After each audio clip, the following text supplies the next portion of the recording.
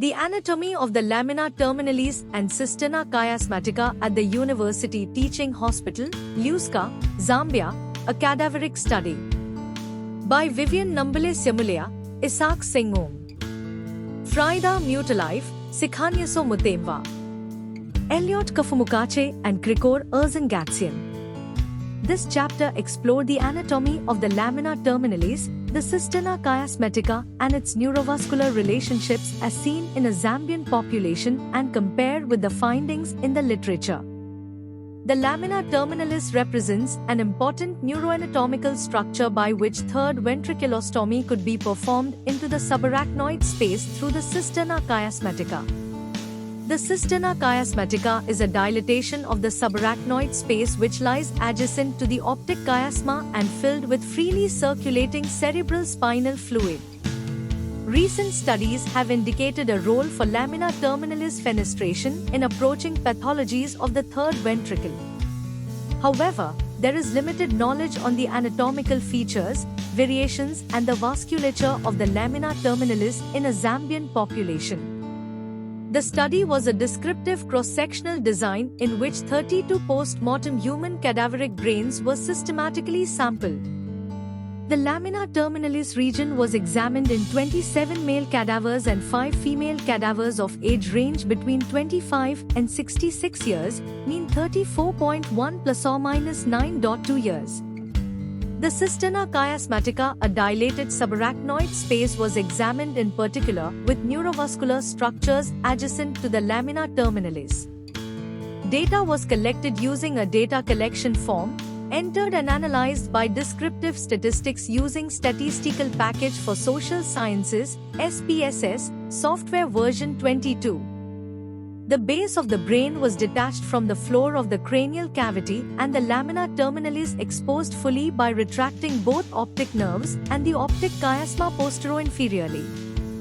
The triangular lamina terminalis measurements were performed as the distance between the midportion of the upper aspect of the chiasma and the lower aspect of the anterior commissure, height, which averaged 8.6 plus or minus 1.0 mm.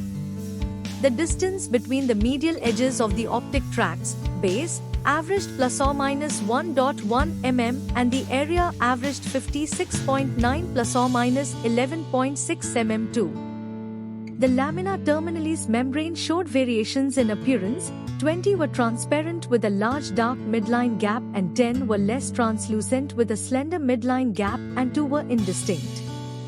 The Cisterna Chiasmatica was observed as a dilated subarachnoid space adjacent to the optic chiasma.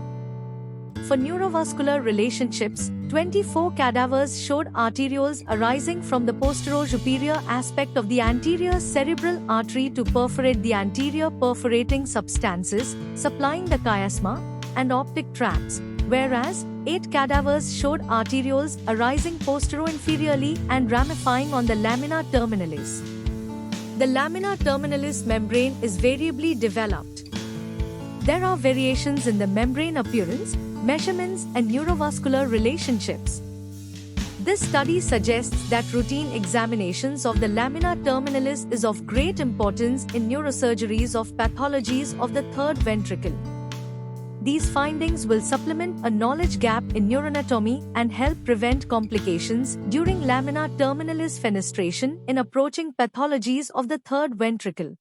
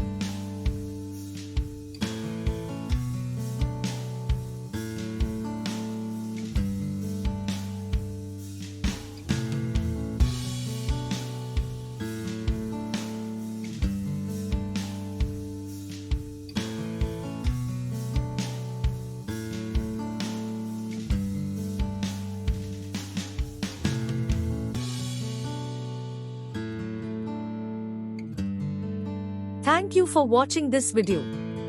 Please subscribe our channel for watch more scientific research videos.